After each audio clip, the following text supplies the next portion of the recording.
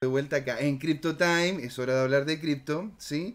En la cual vamos a tener un programa muy interesante. Vamos a hablar sobre los temas de la semana, ¿no es cierto? Que se vienen muchos de ellos involucrados con tema DeFi, ¿sí? Porque es algo que está en boga, la gente está conversando sobre estos tópicos. Podríamos conversar tanto de AVE como también otras funciones dentro de lo que es el mundo DeFi. DeFi es una variante, en definitiva, de lo que es las finanzas descentralizadas que permitió, ¿no es cierto?, esta plataforma llamada Ethereum. Dado de que Ethereum, y lo hemos conversado también en programas anteriores, hemos visto de que Ethereum es una plataforma que es un Turing completo, por lo tanto tú dentro de esa plataforma, pagando por las transacciones, para eso está el gas, que es el valor del Ethereum, te permite crear contratos inteligentes. Estos contratos inteligentes evitan a un tercero, permitiendo de que la máquina sea este intermediario. Entonces, teniendo a una persona A, podemos tener a Ana y a Bob, ¿sí?, queriendo hacer una transacción. Esta transacción, si lo hacemos en la base tradicional, que es Bitcoin, simplemente sería un movimiento de capital de un punto a otro. Es muy diferente a lo que en sí es en lo que sí podríamos hacer por medio de los contratos inteligentes dado Ethereum. Con Ethereum y los contratos inteligentes no solamente va a ser un intercambio de valor, también podríamos involucrar otras dinámicas financieras muy interesantes, entre ellas dinámicas de yield, ganancias, dinámicas de pool, en donde yo coloco dinero y no solamente Ethereum, sino otras paridades de moneda en las cuales cuando yo me involucro con ese pool de liquidez, le entrego dinero a ese pool para que haga justamente compras a través de bot en relación a cuál es mi paridad en ese pool en específico. ¿Sí? Dado de que se empezó a jugar con estas posibilidades que tiene DeFi, han salido varias empresas, las cuales no solamente proponen temas de pool, sino que también proponen temas un poco más allá, digamos préstamos, digamos poder incluso obtener diferentes tokens para llegar y anclar, entre comillas, lo que es tu capital en ese pool y poder obtener rentabilidades al respecto. Una de las empresas que en definitiva ha llamado mucho la atención en este momento es AVE. AVE es lo que podría ser como un primer banco descentralizado. ¿Sí? ¿Cuál es la gracia que tiene tener un banco descentralizado?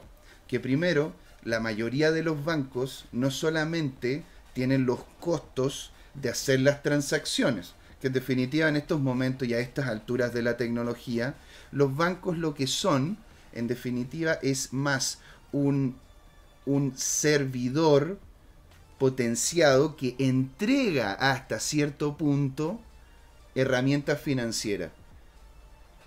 Ahora, los bancos tienen una estructura que es pesada. ¿Pesada en qué sentido?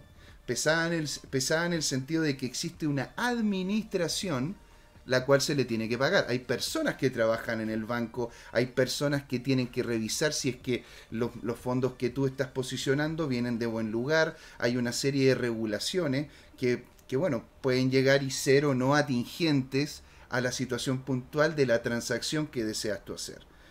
Cosa que no ocurre con AVE y con otras empresas que quieren ser justamente estos bancos digitales, en los cuales tú le puedes a este banco, al igual como a los bancos tradicionales, prestarle plata. Lo que sería en este momento como si yo llegara y fuera al banco X, Y o Z y colocase mi dinero allí generando una cuenta de ahorro. Esa cuenta de ahorro, digamos, llega y me entrega al año un 1%. Solo por ponerlo como ejemplo, ¿sí?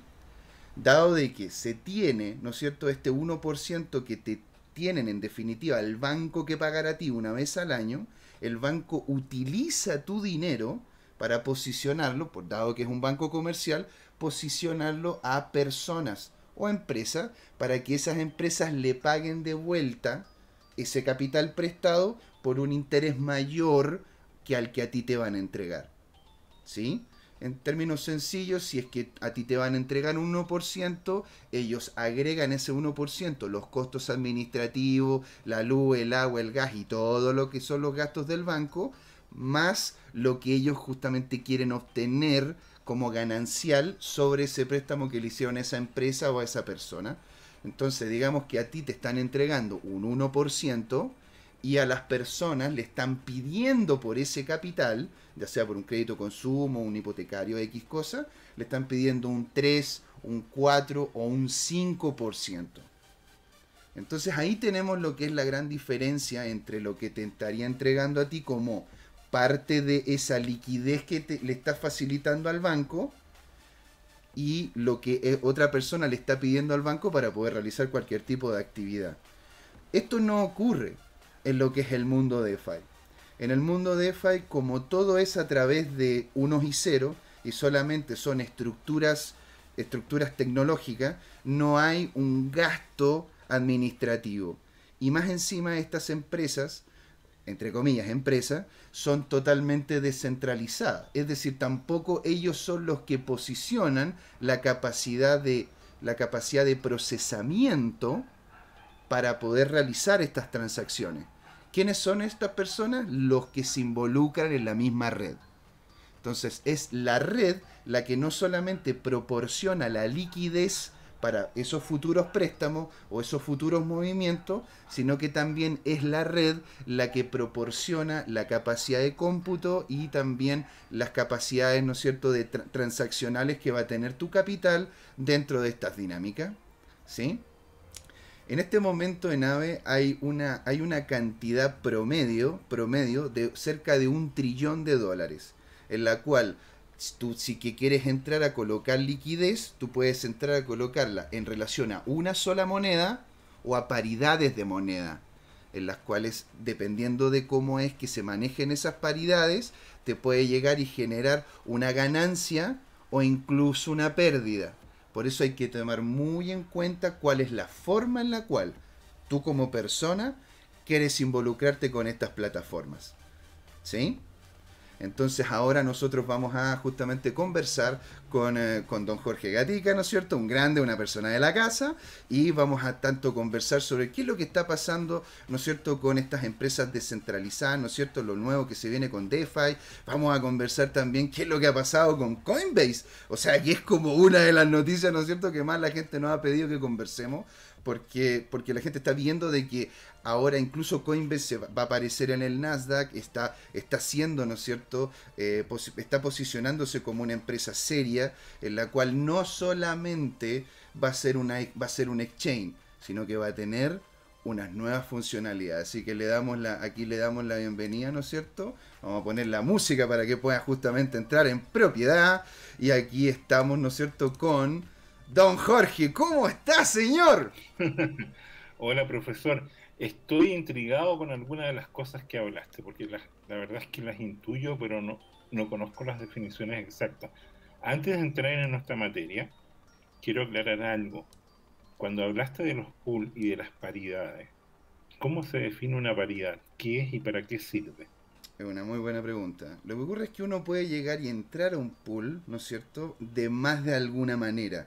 Hay A pool que ver, son de una sola moneda, es decir, uno llega, coloca esa moneda dentro de ese pool por ejemplo, y el pool lo que hace es justamente facilitar el minado de esa moneda ya, para que esa moneda siga creciendo dentro del pool en cantidad, ya. permitiendo Pero de que demos un ejemplo concreto. ¿Bitcoin podría ser parte de un pool? ¿Ese fue el primero, por ejemplo? de hecho ¿Qué los otro primos más? de hecho, bueno, Ethereum también, ¿Ethereum? ¿Ya? hay como se llama pool de Litecoin, de Dashcoin, hay pool de lo que técnicamente tú ¿De quieras. cualquier Ahora, cripto?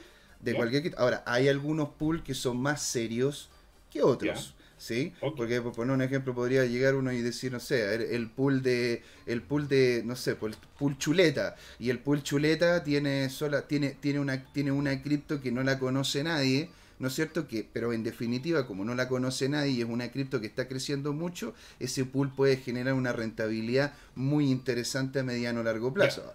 Ahora, ya, pero como, qué como, como, bueno que tam- como déjame también tomar puede caerse. exactamente. Es que ese es el punto. Es el momento apropiado de comentar ahí que efectivamente, así como hay tremendas oportunidades en el mundo de criptomonedas, también hay tremendos riesgos, y los riesgos son que lo muy básico es el esquema pump and dump, en el cual hay algunas personas que se ponen de acuerdo, o incluso puede ser una que simula ser varias, y empiezan a generar una valoración con diferentes herramientas, digamos, de una moneda emergente, y la empiezan a inflar, y de repente, ¿no es cierto? Y de repente el original vende todo de un viaje, aprovecha esta inercia compradora que hay, y después se quedan sin mercado y esta cosa se desploma. Como dice un famoso meme de Einstein, se va a cero. ¿Ah? Se va a hacer. Bueno, es que lo que ocurre es que ha pasado por cientos o miles. Y bueno, o sea, imagínate, una de las empresas más grandes de la historia, ¿no es cierto? A ver. Es, ¿cómo se llama? La empresa de las Indias Orientales, que literalmente también quebró, siendo que era una de las empresas con mayor capitalización en el mundo. ¿Por qué no va a poder caerse cualquier otra? Yo a lo que voy... Claro, es que hay una diferencia, porque en esa empresa los tipos estaban dedicados a un negocio genuino, y por alguna razón geopolítica o comercial quebraron. Aquí lo que te estoy hablando es distinto, es un esquema en que el origen parte con un intento de defraudar. Y es el momento, ¿no es cierto?, de entremos en materia con las precauciones, yo creo, reforzando esta historia. Voy a proyectar, ¿no es cierto?, nuestro esquema usual, porque es CryptoTime. Es CryptoTime. Es hora de hablar de criptos. Entonces, a ver, tú me dices ahí y lo pasamos directamente a lo que es la pantalla. ¿Me vas a compartir la pantalla para ver justamente cómo va el mercado? ¿Estoy bien ahí? ¿Sí? Ahí es. Ahí, maravilla. ¿La pongo a pantalla completa? Claro, sí, perfecto. Ya. Ahí se ve perfectamente. Entonces, vamos a ser redundantes advirtiendo dos cosas. Primero, que nuestras opiniones no son consejos financieros ni sugerencias de inversión, ¿ya? Y es que si alguien decide invertir, sobre todo en criptomonedas, tiene que tener claro que hay riesgos importantes de perder su patrimonio, ¿ya? Y bueno, como cualquier cosa, claro. Puede ser por un esquema de mercado, sí, como cualquier cosa. O puede ser porque aquí abundan los intentos de defraudación, ¿ya? Y hay grupos criminales que se aprovechan en el anonimato. Bueno, entonces, esta es nuestra estructura habitual. Voy a entrar en mi tema, monotema en realidad. Empecemos. Empecemos, ahí, démosle. ¿Cómo se actualizó mi gráfico la semana? ¿Te acuerdas tú que la semana pasada yo hablé de este tema de horizontalización del precio en una cierta franja? Sí. Bueno, lo primero es decir que ahora el precio subió a un nivel, ¿ah? Y en vez de estar oscilando bajo los 60, ahora definitivamente agarró vuelo sobre los 60 y harto más allá de los 60, ¿ah? Entonces, en ese escenario, lo que hemos visto es perdón, llegó creo que los 60, lo estaba viendo en Coinbase. Perdón. Llegó a los 62.000, 63.000 dólares. Del programa. Dame un minutito, lo voy a arreglar. Sí, rellena tú, por favor. y yo me voy a encargar, porque me cargué la versión del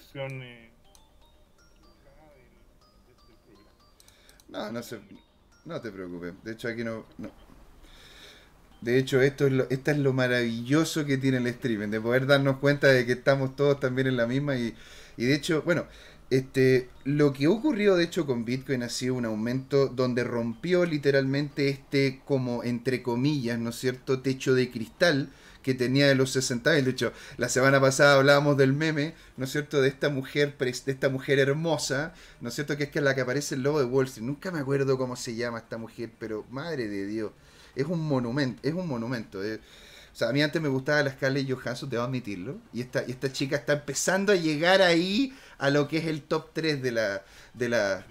Entonces, bueno, esta mujer llegaba y justamente en una de las escenas le colocaba el pie encima al Bitcoin sobre los 60.000 y decía, no. No.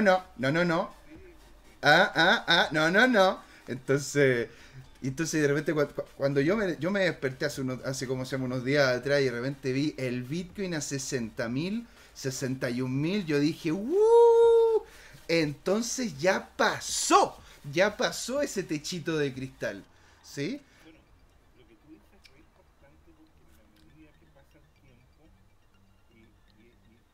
la moneda está varios días sobre un nivel, en la práctica se consolida un soporte. Eso significa que cuando caiga y haya un fenómeno correctivo, entonces ese fenómeno va a provocar que la antigua resistencia se transforme en un soporte y que no caiga más abajo, ¿no? Eso es un tema técnico, por un lado análisis técnico, pero también es como psicológico en la interpretación del texto. Bueno, ya actualicé este tema, voy a volver a proyectar, actualizar Demo, este tema. démosle nuevamente. Y ahora está, bueno, basado en la institución anterior, está claro el fresquito que estábamos en una franja de 57 y ahora esta franja subió significativamente, ¿no es cierto?, a otro nivel. Voy a proyectar entonces la actualizada de esta. Y mira el promedio ahora mensual, cómo se mantiene, Ah, ¿no es cierto?, en el último valor más de claro. 3 días.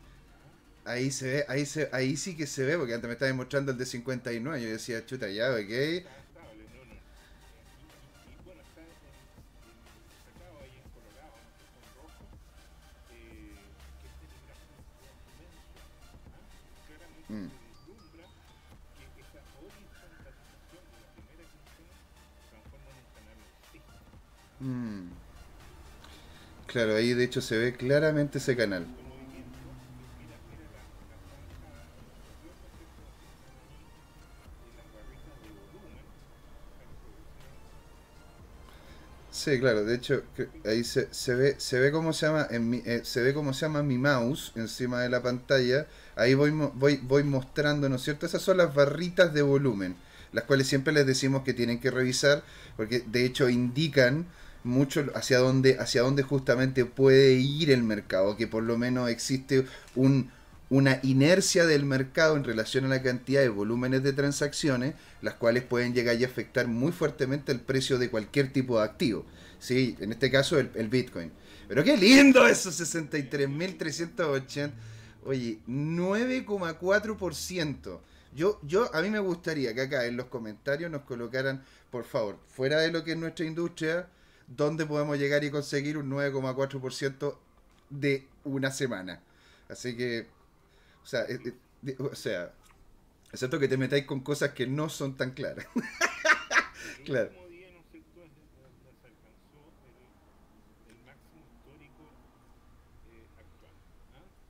El famoso ATH, All Time High. El all time high. ¿Cuánto fue el all time high? Fue ese, ¿no es cierto? 63.380. No, no, no. ¿Ah? Es de ese orden. O sea, según lo que está mostrando acá, ¿no es cierto?, en la última semana el máximo fue 64.829 Uh, espérate, en el exchange Bitfinex, ¿ya? ¿Ya? Si es que es el que está puesto en colorado arriba, estoy moviendo el cursor sobre eso. Si yo pinchara Sí, acá aquí, estamos. aquí es Bitfinex, donde se ve. ¿ah? Aquí. Seguramente ese valor va a variar. No puede variar mucho. Tú sabes por qué no puede variar mucho, así que explícame. Lo que sabes de arbitraje, te lo como teoría. O sea, que bueno, sí, en definitiva, sobre todo con este tipo de exchange y sobre todo con los exchanges descentralizados, el nivel de bots que existen moviendo dinero de un lado para otro para poder obtener diferencias de valor entre ambas puntas es lo que hace que justamente el mercado se regule y se estabilice. Es decir, si yo llego en este momento y tengo 100 pesos en el bolsillo y esos 100 pesos me acreditan un dólar, ¿sí? Aquí en Chile, pero en Argentina ese dólar vale 98 pesos. Yo puedo llegar, literal, o sea, digámoslo como ejemplo, voy a Argentina, compro con 98 pesos ese dólar, me lo traigo a Chile y con ese dólar me lo puedo cambiar por 100 pesos, haciendo de que el volumen de dólar que estaba en Argentina, haciendo de que ese valor bajara, viene a Chile, haciendo que justamente al haber más de algo, ese valor baje de precio. La cantidad de bots que hay en Internet, o sea, a ver, tengan en cuenta que cerca del 60%, puedo estar equivocado, a grandes cifras, pero está cerca del 60% de las transacciones a nivel mundial están vinculadas con bots. El resto somos personas de carne y hueso que lamentablemente no tenemos ese nivel de capacidad rápida que tienen los bots, ¿no es cierto? Y andan comprando y vendiendo en relación a los precios. Eso es el arbitraje. Muy bien. Y en la pasada, naturalmente, esa brecha de valor que se produce queda para el que efectúa la corrección. Claro, ahí te quedaríais con 2 pesos si es que lo compraste en 98 en otro lado y lo vendiste en 100 acá. Por cada dólar, por eso pensaste 100 millones Ah, multiplicado por 2, que bueno, eso es lo que hacen cuando operan grandes volúmenes. es que de hecho esa es la gran gracia al final que tienen los bots. O sea, primero es la rapidez y lo segundo es que cuando tú tienes justamente cuando tú tienes una profundidad en la cual te permite poder posicionar una gran cantidad de capital y hacer ese arbitraje, los montos a los cuales tú puedes llegar y ganar por casi como es como que alguien llegara, ¿no es cierto? Como esto de hecho tiene mucho de historia, pues, Jorge, porque esto a mí me encanta la historia del dinero. Porque tú sabías que en la antigua Roma a las monedas les quitaban los bordecitos, ¿no es cierto? ¿Te fijas? Eso las limaban y agarraban ese polvo y con, no sé, 25 30 o 50 monedas, después de quitarle pedacitos, pedacitos, pedacitos, terminabas pudiendo crearte una moneda aparte. Y de hecho, así es como justamente terminó teniendo unos grandes problemas de inflación. Entonces, ahí es donde justamente están este tipo de dinámicas, los movimientos de grandes montos de dinero muy rápidamente, en los cuales existen diferencias de precio en una punta y en otra, para poder obtener estos pequeños cortecitos, ¿no es cierto?, de ganancia, que a la larga y con esos volúmenes son muy interesantes, po, hombre. Definitivamente. Bueno, y lo otro interesante de este gráfico diario, eh, entonces, en conclusión, en los diferentes exchanges se reproduce básicamente esta misma dinámica de la curva, ya sea porque haya personas o robots que están efectivamente nivelando el mismo comportamiento en todos los lados y efectuando los arbitrajes correspondientes cuando se produzcan pequeñas diferencias de transacciones en uno u otro lugar. Entonces, mira qué interesante, que es lo siguiente. Aquí, cuando el precio se ha desplomado al mínimo, local en este caso, global, Claro. a las 8 horas del día, Ujú. fíjate que ocurrió lo que se llama en inglés buy the dip. O sea, Bite the dip and hodl. entonces, y que se produce cuando hay una caída significativa, como en este caso, eh, ¿qué significa? Que hay oferta que encuentra que conviene vender antes que el precio siga bajando. ¿Y qué es lo que ocurre?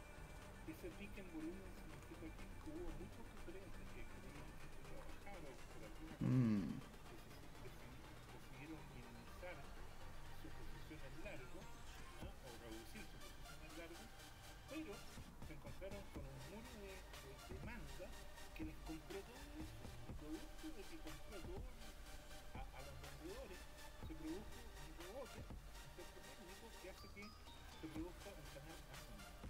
¿Ya? mm. Y eso se dio 2 veces en el día, efectos que estamos considerando a volúmenes altos abajo y un poco más escalonados en el último repunte. Fíjate, Sí, aquí lo porque estoy mostrando con el mouse.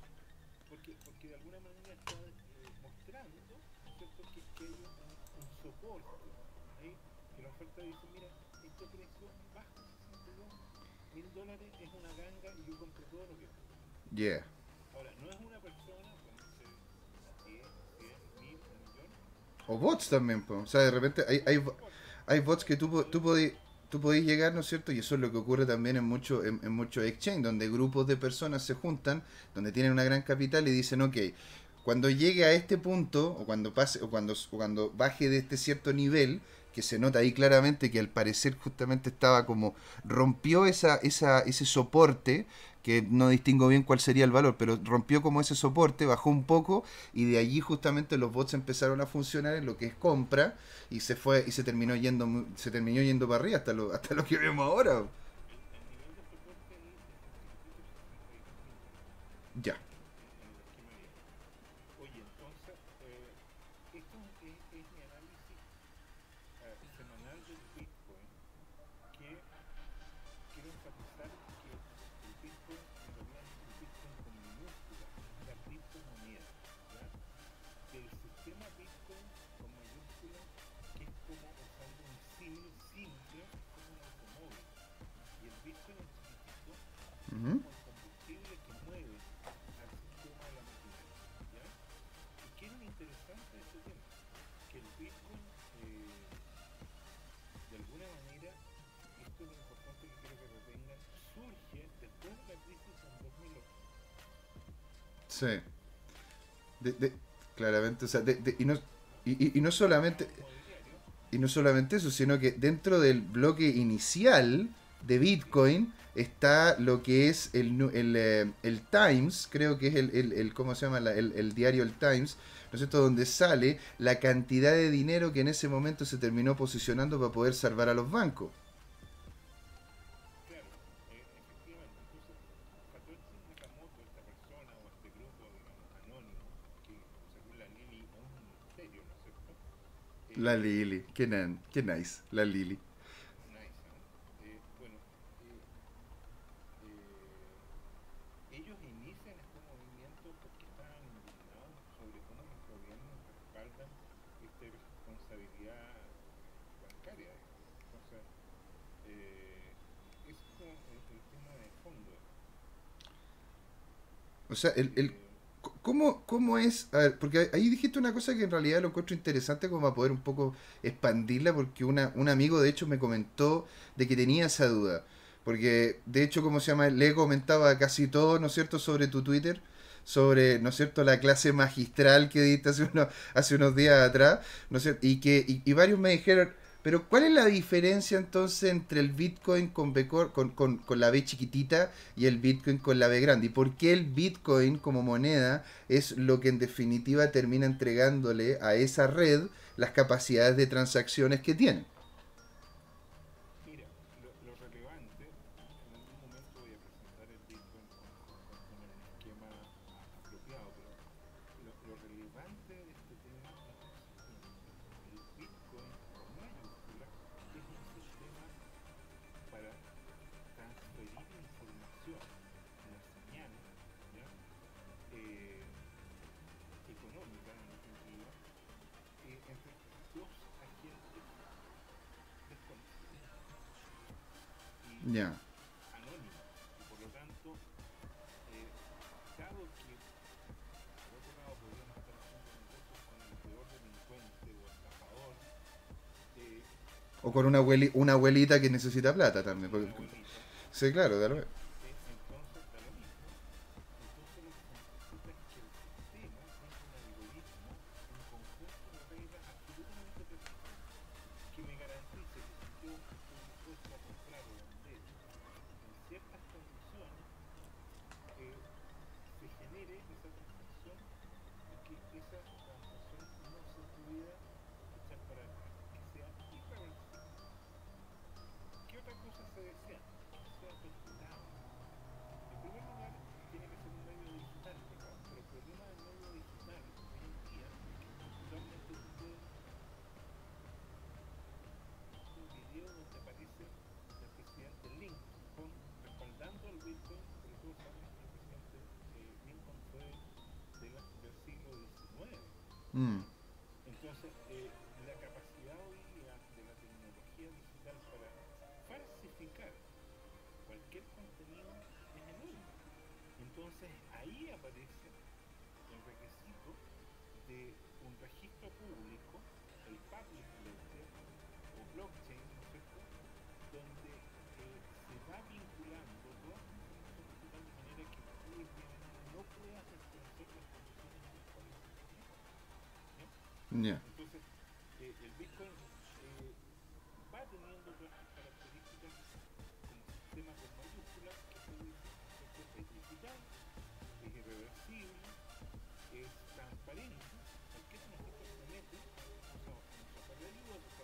Explorer, como el explorador de nuestros activos en el disco duro, Ujú. tú haces clic, empiezas a ver cuál fue el último bloque de transacciones, cuál fue el anterior, cuáles son las transacciones que se registraron en ese bloque, esas transacciones entre qué emisor y qué receptor se cuál fue el monto y una serie de otras condiciones que habitualmente no se ven, que son los detalles, ¿no es cierto?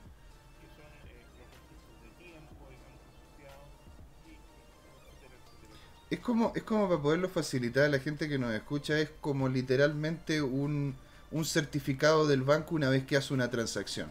¿Te has fijado que cuando te hace una transacción te tienes como un certificado que te llega que te dice, ¿no es cierto? José le mandó a Jorge tal monto en tal momento e incluso te sale una descripción. Eso te llega a ti, si es que yo te hice el traspaso y yo como el tipo que te hizo ese traspaso. Pero esto en la Ledger, en este blockchain, lo que sale no es el nombre tuyo ni el nombre mío, sino que sale la dirección de tu wallet a la cual yo le hice envío de este Bitcoin, ¿no es cierto? Efectivamente, lo que tú dices es un excelente ejemplo, José Miguel, es muy atingente y aquí la clave es que el día de mañana, por A, B o C, yo me enojo con mi banco, o mi banco se enoja conmigo y cualquiera de los dos podemos entrar a falsificar ese registro digital y empezar a reclamar, generar un proceso frente a una superintendencia, frente a un fiscal, en un proceso judicial o administrativo y generar un montón de ruido a partir de información que no es fidedigna. La diferencia, ¿y por qué es eso? Porque el computador central o la red de computadores centrales del banco se alojan en un servidor en la cual la información podría ser modificada por el administrador del banco, por alguien que tuviera una sentienta sobre esa información y de alguna manera Mm. queda al arbitrio entonces del administrador o del poder central de esa infraestructura. En el ledger de una blockchain no es posible hacer eso porque ese ledger ha sido distribuido con algoritmos súper precisos, ¿ah? Y todos encadenados entre sí, por eso se habla de cadena de bloques o blockchain, de manera tal que es inalterable. Y si tú lo alteraras, de alguna manera invalida de tal manera la información que no puedes después insertarla de manera válida dentro de la blockchain. Ahora, qué pasa porque al igual como uno puede llegar y meterse a página y descargarte, ¿no es cierto?, un juego y ese juego no haberlo pagado, ¿no es cierto? ¿Por qué no podría yo, ¿no es cierto?, simplemente agarrar un Bitcoin, le copio, ¿no es cierto?, el código base que tiene y me creo y lo pego en otro lado y digo que es otro Bitcoin. ¿Por qué no puedo llegar y simplemente copiar, pegar si son puro 1 y 0, si son es puro código y tener los bitcoins que yo quiera? Lo que tú dices es una excelente pregunta que va a la esencia del tema computacional, informático, de la estructura eh, económico y te diría casi hasta filosófico de los sistemas asociados. Y el tema en el fondo es que cuando tú haces esa pillería, esa travesura, digamos, es lo que se llama el problema del doble gasto. ¿Ya? Porque que Ok. estás tomando un mismo recurso es como lo siguiente. Es como que el día de mañana tienes 1.000 pesos en tu bolsillo y tienes dos sobrinos que quieren harto. Mm, Y cada uno te pide que le compres un helado de 1.000 pesos. mm, Entonces tú podrías, ¿qué es lo que haces? Sacas fotocopia en colores del billete y no hay claro. problema y vas y le das un billete de 1.000 pesos a cada uno. Pero de una forma simbólica. Y los comerciantes, más de alguna vez hemos ido nosotros a comprar helados, cigarrillos, pan, y los comerciantes tienen una lamparita ultravioleta que permiten diferenciar al billete auténtico de la fotocopia que carece de ese sello validador. Entonces, Mm, esta imagen analógica es lo mismo que se reproduce usando estos símiles que aprendí de ti en clases bien simples. Entonces, a los Bitcoin verdaderos se les pone un sello que tú no lo puedes copiar, ¿ya? Y ese sello está encadenado en múltiples formas. ese sello, digamos, surge de hacer un cariño sobre el bloque, sobre la cadena de bloques, entonces ya todo de manera subordinada, de manera tal que tú no vas a poder reproducir eso de manera arbitraria. O sea, lo puedes hacer, pero lo que va a ocurrir es que el resto de la red lo va a rechazar. Cada uno va a votar y va a decir, ¿sabes qué? Este, entre comillas, billete digital del José Miguel viene con su falla, así que no le vamos a aceptar esta transacción. Incluso puedes que tú, supongo que estás pagando con unidad económica trucha, por así decirlo, un café en un Starbucks. Y el Starbucks te valida la transacción en el primer minuto o 10 minutos y se genera un falso registro, pero esto va a ir escalando, se va a ir copiando después al servidor del lado, al servidor de más allá, al servidor, y de repente los otros servidores van a decir, ¿sabes qué? No me cuadra, se esté gastando dos veces. ¿Ya? Entiendo. Es como, a ver si es, digamos de que yo tengo una revista, ¿no es cierto? Una revista en la cual dice, no sé, Jorge Gatica sabe mucho de Bitcoin. Y la revista sale eso y dice, oye, Jorge Gatica sabe mucho de Bitcoin y toda. Pero si yo soy el único que tiene la revista, como podría llegar y ser una dinámica centralizada, yo puedo llegar y borrar, ¿no es cierto?, donde dice Jorge Gatica y le coloco José Miguel. Entonces yo puedo ir por todos lados diciendo, mira, mira, mira, esta revista, ¿no es cierto? Esta revista dice que José Miguel sabe de Bitcoin. Entonces, si es que nadie más tiene esa revista, si es que nadie más tiene acceso, ¿no es cierto? Al mismo artículo, que es el basal, bueno, van a decir, sí, bueno, mira, de verdad, y dice, oye, José Miguel sabe de Bitcoin. Pero si es que hay más de esas revistas en circulación y todas esas revistas dicen Jorge Gatica es el que sabe de Bitcoin, yo voy a llegar con una persona y le voy a decir, mira, mira, mira, José Miguel sabe de Bitcoin. Y el tipo me va a decir, pero a ver, espérate. Y entre comillas va a ir a revisar la Ledger, va a ir a revisar su propia revista, la que él tiene. Entonces toma su revista y la revisa. ¿Cuál es la página, amigo? 40. A ver, no, no. Pero es que aquí me sale de que Jorge Gatica es el que sabe. Por qué tú tenés José Miguel? A ver, espérate un poco. Y este tipo llama a la mamá, que tiene la misma revista. Y le dice, mamá, ¿me podéis revisar la página 49? ¿Qué dice ahí? Y la mamá, oye, aquí dice que Jorge Gatica sabe de Bitcoin. Ah, bueno, entonces me voy a quedar mirando y me voy a decir, a ver, a ver, a ver, ¿tú hiciste algo a esta revista? Porque yo, mi mamá, mi tío, mi abuela y todos mis amigos tienen la misma revista y todas dicen de que dice Jorge Gatica. Entonces, tú eres el que está equivocado, tú eres el que hizo cambio, forzó la información de forma tal de que yo fuera el que aparecía en ese artículo, siendo que el que aparece eres tú. Entonces, eso es una validación de la red si es que llegase un tercero a querer cambiar este Bitcoin o querer colocar una transacción que no es la correcta.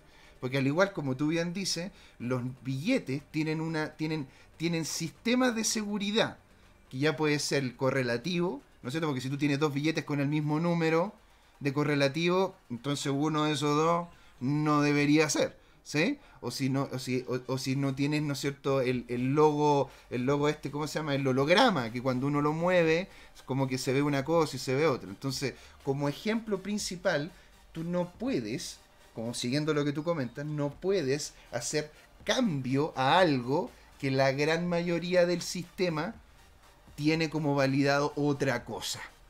Efectivamente, y es una manera muy sencilla y gráfica de explicar el funcionamiento de blockchain en un entorno de red descentralizada.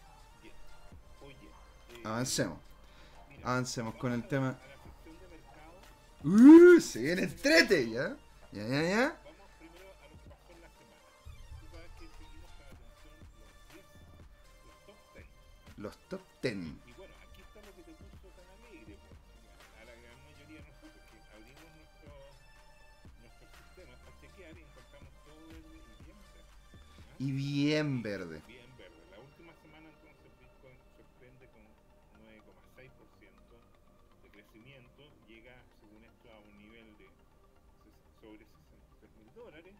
Uh-huh. Y mira Ethereum, ¿ah? Una tus regalonas.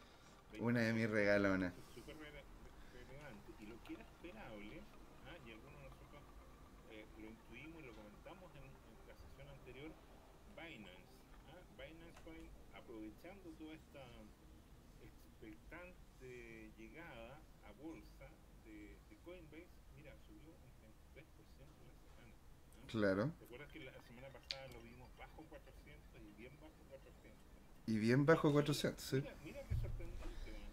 Su colega al lado, su vecino XRP, Ajá. 77%. Ahora yo te voy a confesar una cosa. ¿Qué cosa? Ripple, man, a mí me da escalofrío. Y bueno. Haciendo un juego de palabras, ¿no es cierto? Porque de Ripple, el tema de fondo es que a mí me daría, o sea, que yo no compro mucho Bitcoin y Ripple menos. Perdón, quiero decir, no compro otras cripto, digamos. Soy maximalista. Y Ripple I tiene una understand. sensación que hay que tener sangre fría para comprarlo porque me da la sensación que así como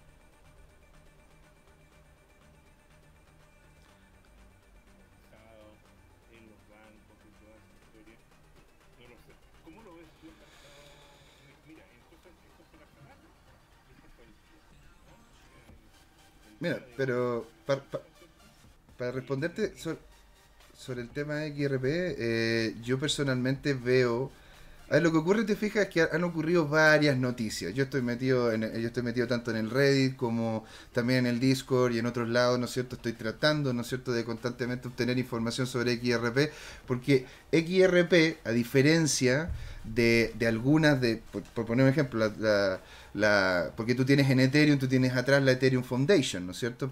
ya, Pero no es una empresa como tal. ya, Bitcoin detrás no tiene a nadie, pues si ni siquiera sabemos quién la creó, ¿no es cierto? Estábamos hablando de Satoshi, que puede ser una persona o un grupo.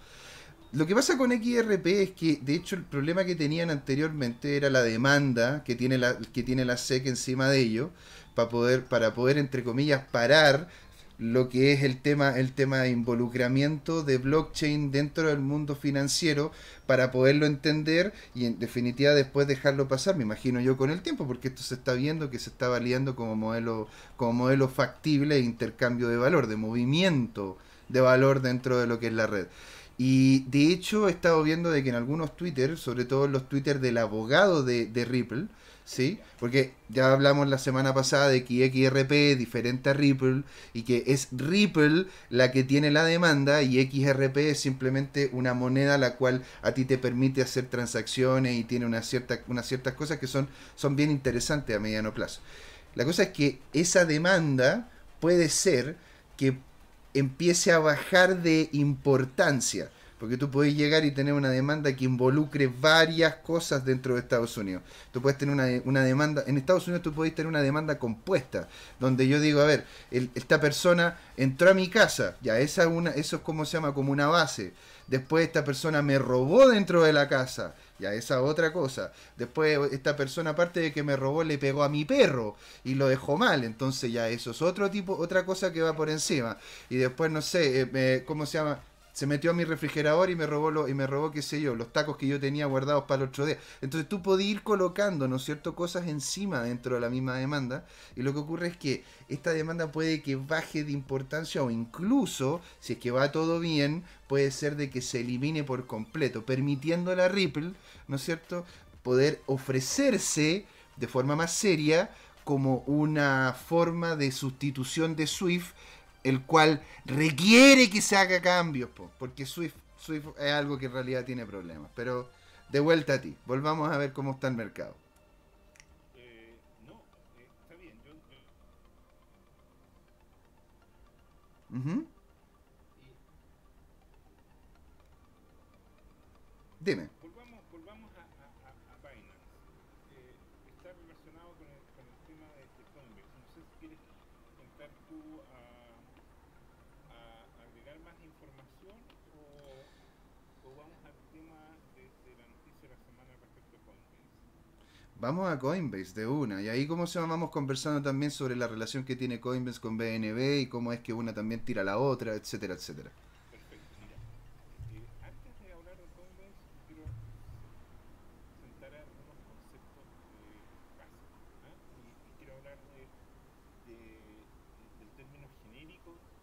de lo que es un exchange. ¿Ya? Un exchange Mira, interesante, interesante. equivalente a una casa de cambio, ¿ah? En este caso cripto. ¿Ya? Y formalmente, ¿cómo lo definimos? Como un lugar de intercambio, eso es la traducción literal del inglés, de Ujú. monedas digitales. Entonces, técnicamente también se conocen como DCE, que es la versión en inglés DCE. de la misma sigla, ¿no es cierto? Digital Currency Exchange. ¿Y Perfecto. qué es definido según Wikipedia? ¿No es cierto? Esta es una edición traducida de la versión en inglés. Es un negocio que permite que los clientes y usuarios conecten criptomonedas o monedas digitales con otros activos, que pueden ser, como por ejemplo, dinero fiduciario o fiat. ¿Ya? Y también, ojo, también importante, puede llegar y ser sintéticos. Uno puede llegar y conseguir también intercambio con ¿Ya? monedas las cuales ¿Ya? son estables de ese exchange vinculadas a una moneda en específico. Eso es muy importante, dado de que son los sintéticos los que están empezando a ganar bastante fuerza para poder justamente después hablar de lo que es el tema de los pools y una serie de cosas. Por lo tanto, también cómo se llama ese tipo de cosas. Vuelvo a ti. Y entonces, bueno, en los exchanges se manejan, ¿no es cierto?, inventarios de stock de criptomonedas y uno puede acceder a eso, ¿no es cierto?, a esas criptomonedas, ya sea porque pagamos con tarjeta de crédito, con transferencia electrónica o alguna otra forma de cambio, que es lo que me da esta institución, digamos. Ahora, hay tipos de exchange que pueden ser de dos tipos, digamos. Uno puede ser simplemente un market maker. Lo que pasa es que el market maker de alguna manera arbitra, ¿no es cierto?, una oferta que tiene un spread, es decir, un margen por servicio. Por decir algo, volviendo a tu tema, yo puedo ser una casa a cambio, ¿no es cierto?, y digo que tal criptomoneda está a 98 y que la puedo, que la compro a 98 para que no la quiera vender y que la vendo a 102. Se genera ahí un spread de 4 unidades monetarias, ¿no es cierto?, que pasa a ser mi ganancia, digamos, una especie de comisión extra. Claro. Esto es básico para todos los que hemos viajado a otro país, ¿no es cierto? Por ejemplo, llevábamos pesos chilenos, no sé, a Brasil o a Argentina, ¿no es cierto? O a Estados Unidos, o puede ser que llevábamos euros o dólares que hemos comprado ya previamente en una casa de cambio, porque mantenemos como stock producto de un viaje anterior y nos encontramos de diferencia, ¿no es cierto? Ujú. Y hemos observado que las casas de cambio que están compitiendo, ¿no es cierto?, en calle Agustina o típicamente en los bulevares o calles más transitadas de una capital o de una ciudad, Claro. son harto más convenientes para los usuarios que los que están ahí dentro del aeropuerto que te cobran Sí, claramente. Ahí sí que te. Ahí cuando te ven venir ya están con el palo ahí están con el palo ahí. o nos hemos ido de apaleo alguna vez, ¿no es cierto?, cuando hemos sido poco previsores en este tema. ¿Ya? Claro, ahora, mira, un ejemplo que de hecho cuando yo también trabajaba en el tema, ¿no es cierto?, de lo que son los contratos por diferencia y otra cosa más, para poderle explicar a la gente la diferencia entre lo que es un market maker y lo que en definitiva yo también estuve trabajando un tiempo, que eran STP, que eran Straight to Process. Bueno, los market maker lo que son es que cuando tú tienes, por poner un ejemplo, un market maker es que el mercado completo son los que están dentro de la plataforma. No hay otras personas fuera. ¿Sí? Entonces, imagínate, tú llegas y tienes. A ver, espérate, me cambiaste las cosas, así que te voy a colocar para el conversador. Ideal, me avisas. Entonces, ahora, la cosa es de que cuando tú tienes un market maker y nosotros dos somos los únicos en el mercado, ¿no es cierto? Porque tú y yo somos las únicas dos personas en ese mercado. Si es que yo, por poner un ejemplo, creo que el dólar va a subir, ¿Ya? yo hago una posición a la compra del dólar. Ok. Y si tú crees que va a bajar, tú colocas una posición a la venta del dólar, a que va a bajar de precio. Si yo tengo la razón, ¿no es cierto? Sí. Cada peso que yo gane por tener la razón al decir de que iba hacia arriba, ¿Ya? te lo voy a literalmente quitar a ti. Porque tú dijiste que iba para abajo. Gracias. ¿Se entiende, no? Y al revés también, pues si de repente tú tenías razón y bajó toda la plata que yo en definitiva estoy perdiendo, es porque la estás ganando tú.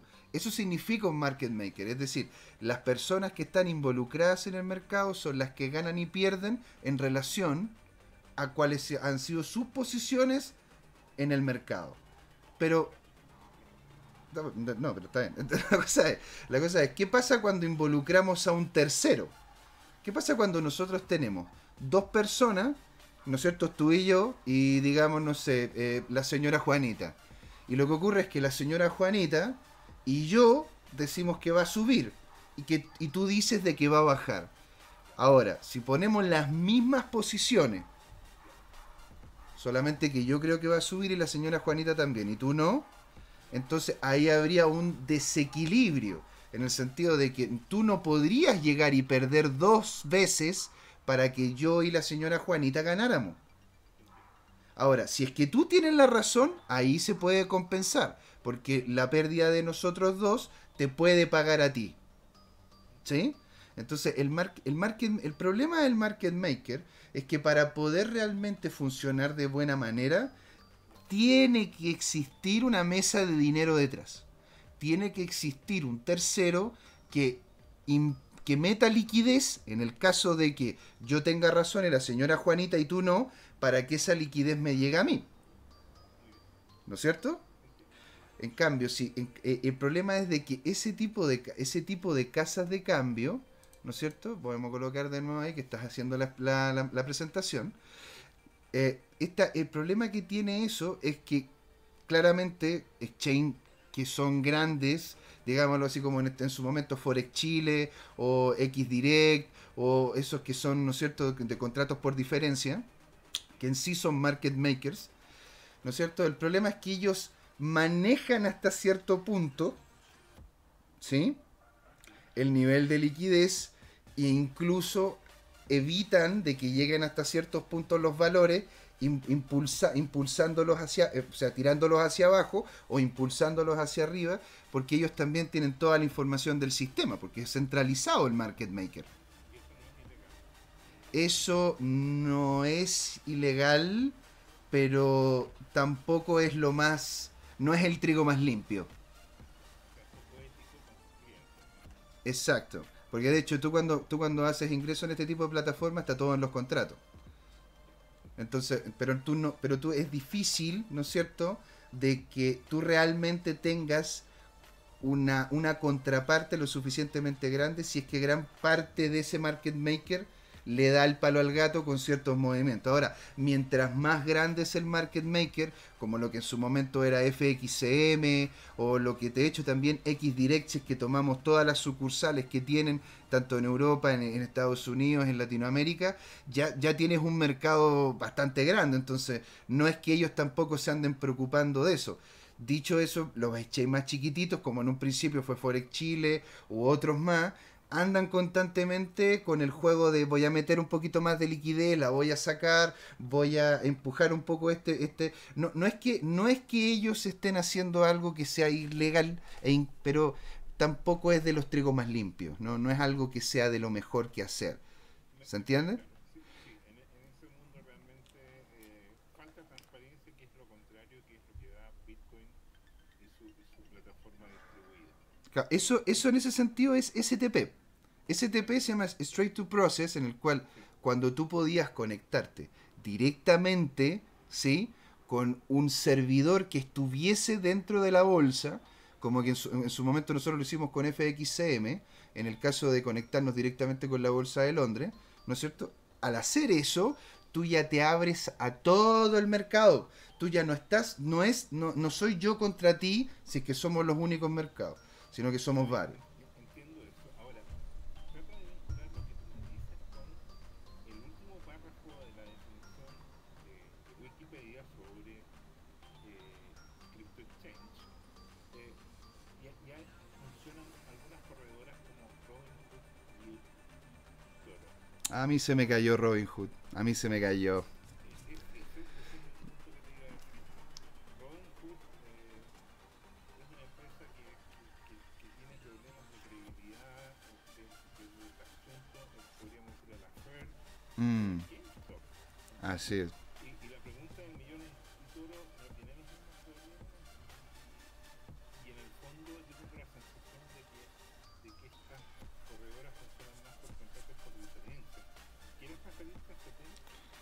O sea, lo que ocurre con Robinhood es que, bueno, Robinhood no es una empresa sola, no es un standalone.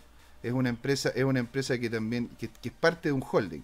Y ese holding se involucraba con lo que fue el short bet sobre GameStop. GameStop, para los que nos escuchan, que no sepan qué es una empresa en Estados Unidos que lo que literalmente hacía era tener, ¿no es cierto?, venta y compra de artículos para gamers, ¿no es cierto?, juegos, silla, una serie de cosas, ¿no es cierto?, todo lo que tenga que ver con game, ¿no es cierto?, con juegos, en donde tú podías incluso, no sé, poder ir para allá y le cambiabas un juego por otro, etcétera, etcétera. Y lo que ocurre es que varias empresas de inversiones empezaron a ver de que esta empresa no tenía, ¿no es cierto?, capacidad de crecimiento, estaba decreciendo, estaba mal. Y de ahí entraron varios de lo que fue Reddit, ¿no es cierto?, Wall Street Bets, que lo pueden revisar ahí en Reddit, y empezaron a hacer un push a lo que es la acción de GameStop. Un push es comprar acciones, ¿no es cierto? Porque literalmente en relación... Porque si nosotros lo vemos matemáticamente, ellos estaban haciendo una apuesta correcta. Porque GameStop no solamente tenía una cantidad de metros cuadrados asegurados para sus ventas importantes, sino que aparte GameStop le estaba llegando Bowser, ¿cómo se llama? No, no Bowser, ¿cómo se llama? Jimmy. Ah, mira ahí, ¿cómo se llama? Está justamente ingresando el personaje que vamos a entrevistar ahora. Así que deja un poquito de compartir pantalla. Admito a Don Richard y lo invitamos también a la misma conversa, ¿y por qué no? Ahí vamos, ¿cómo se llama? Le colocamos ahí, lo admitimos y le damos la bienvenida a Richard. ¿Cómo está, Richard? Bienvenido.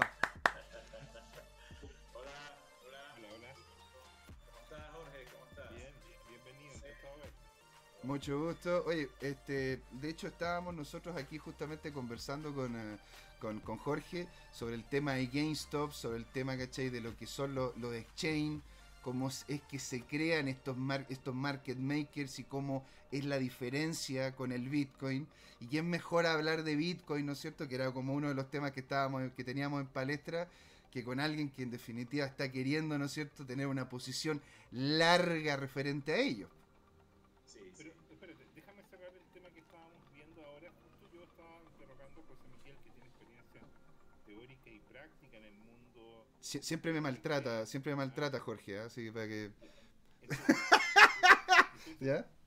estaban comentando la diferencia entre los exchanges, ¿no es cierto?, que operan con contratos por diferencia o que de alguna manera tienen algún tipo de vinculación extraña, como el caso de Robinhood y de eToro, Uh-huh. frente a los otros exchanges que te permiten sacar tus cripto a billeteras propias como Binance y Coinbase, ¿ya? Entonces, para cerrar ese tema, José Miguel, no sé si quieres aportar algo respecto a eso. Obvio que las instituciones que te dan más flexibilidad para que tú manejes tus activos digitales como quieras y los lleves a un cold storage o almacenamiento, expliquemos un poquito qué es eso y ahí después cerramos ese tema y presentamos a Richard Barajas A Don para que Rich. nos cuente de su persona, de su experiencia, de cómo llegó a la industria cripto y de algunas estrategias que él tiene para hacer experimentos o directamente, digamos, invertir. Mira, lo que ocurre, bueno, el tema de contratos por diferencia, bueno, ya lo hablamos, ¿no es cierto?, de cómo es que se maneja este tema del market makers, un market maker. Ahora, lo que estamos viendo que es una de las grandes revoluciones, ¿no es cierto?, dentro del mundo de DeFi también fueron los Decentralized Exchange, son los exchange que son totalmente descentralizados, en donde ahí tú no tienes una mesa de dinero, no tienes a alguien que vaya a empujar hacia abajo o tirar hacia arriba el precio para que termine calzando de buena manera, ¿no es cierto?, con los intereses de la empresa, sino que es algo completamente aparte.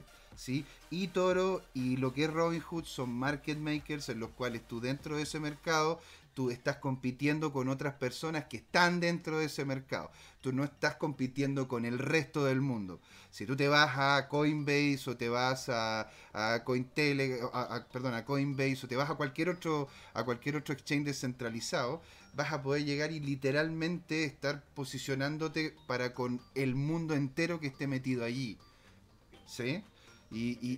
Y más encima tú puedes llegar y a diferencia de lo que ocurre cuando tú te metes con este tema de Forex, la posibilidad, dado de que es todo a través de código, unos y ceros, poder hacer arbitraje es mucho más interesante y mucho más posible. ¿Sí? Que lo que era antiguamente con este otro tipo de dinámica. Entonces, yo personalmente encuentro que, a ver, ojo, yo lo que digo es que el que quiera involucrarse con Robinhood, el que quiera involucrarse con eToro para poder aprender, porque de hecho, eToro, por ser una plataforma completamente gratuita, hasta cierto punto, ¿no es cierto? Si es que no quieres mover nada, incluso tienen algunas dinámicas donde tú podés llegar y tener como una cuenta demo para poder aprender, para poder saber lo que son las varas de Bollinger, el tema de los volúmenes que hemos hablado varias veces, qué pasa con la LCM y con todo este tipo de cosas. Lo ideal es, de hecho, empezar a jugar en este tipo de plataformas para no involucrar, ¿no es cierto?, capital real. Y de allí poder dar el paso, dado de que pasar de ese tipo de plataforma a pasar a las plataformas como lo que comentamos, ¿no es cierto?, que son exchange descentralizados, tampoco es un paso muy, muy grande. No sé si creo que me he respondido a la pregunta para entrar de lleno con Richard. Entremos con Richard. Richard, ¿por Bueno, qué no nos hablas de tu persona y de tu experiencia profesional y después tu incursión en tu secreto? Sí, bueno, como tú sabes, Jorge, yo vengo de Venezuela, tengo 4 años ya acá en Chile, pero en ¡eh! Venezuela... Bienvenido, hombre, qué feliz tenerte acá, me cago en Dios, todo bien. Sí, de verdad es súper, me ha tratado este bonito país y nada, y con proyectos a largo plazo aquí, con visión a largo plazo. En Venezuela, por supuesto, yo, como todo el mundo, pues estudiar, aplicar a universidades y me fui por el ramo logístico y esa fue mi especialidad a nivel profesional tradicional, ¿no? De hecho, también la aplico aquí en Chile.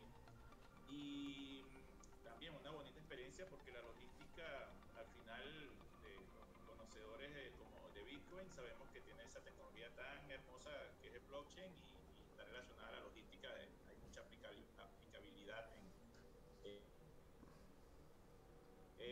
y nada, 20 años en logística en Venezuela y luego me vine para acá y todo muy bien, excelente. Hasta que, bueno, vino la parte, vamos a decir, crítica en Venezuela y uno comienza a ver otras opciones, no solamente por el tema, vamos a decir, el tema particular de una crisis de un país, sino que siempre se buscan opciones de nuevos ingresos. Y ahí fue donde yo comencé a incursionar en lo que es inversiones en Internet, lo que en ese entonces, te estoy hablando de hace 5, 6, 8 años, que era hacer clics en publicidades, invertir en las cosas tradicionales para hacer dinero en Internet, tú sabes, ¿no? Ese cliché de que tú apretando un botoncito, bueno, ya te estás manteniendo bien, ¿no? Y eso no es así, es todo un mundo que hay que conocer. Claro. Y dando esos clics, ahí a partir del 2016, de enero del 2016, se me aparece la primera publicidad, dime qué era, no sé, decía Bitcoin. ¿Ya? Yo dije, ¿qué es eso? Se come. ¿Qué es eso? Y fue a través de publicidades que da un clic para que ganen 2 centavos. Y de repente, me apareció ese banner y le di y después, como me gusta investigar, bueno, nada, empecé a investigar, googleé y mira, y ahí fue que me fui dando cuenta que existía desde 2009 y lo que me sorprendió fue cuando dice, bueno, ok, es un activo digital, voy a ver cuánto vale, pues, y cuando vi que estaba en ese entonces en $340, entre 300 y $400. Oh, me llega a doler así el corazón. Cuando dices, no, ¿te acuerdas cuando estaba a $127? Y es como, sí, me acuerdo, pero no me acordé más. Hay una cosa constante, ¿eh? En todos los bitcoiners que conozco, es que todos se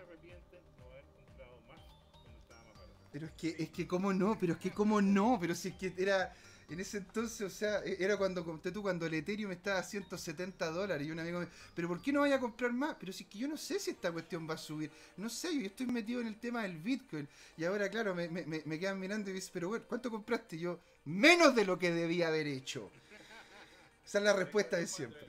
Yo recuerdo cuando el Ethereum no costaba más de 15, $16. Cacha. Esta ha sido una... Cuando conocí el Bitcoin estaba en 300, 400 y me pasó como dice Jorge, como todo Bitcoiner dice, no, ¿y cuánto costaba hace 2 años? Y bueno, para mí era increíble que 3 años antes estaba por menos de $100, $50 y se diga cuando se creó. Exacto, bueno, a mí una de las cosas que me gusta, ¿no es cierto? Que era justamente este tema de la conversación que queríamos hacer contigo, Richard, es que por lo general, como nosotros tenemos vinculación con la comunidad y estamos conversando con ellos, por lo general la gente llega y te dice, ya, pero ¿cómo es que yo puedo llegar y ganar con esta cuestión de aquí a mañana? O de aquí a 3 días. O ¿cómo puedo llegar, me entendí yo? Obtener a través del day trading, o sea, hacerme millonario, ¿no es cierto? El Lambo, ¿cachai? El típico meme del Lambo, el del Lambo a la semana. Y mucho en el trading.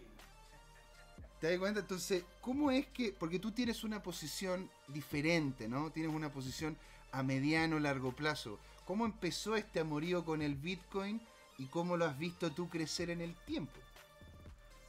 Sí, mira, cuando yo comencé, lo vi como una forma de seguir invirtiendo como un ingreso extra.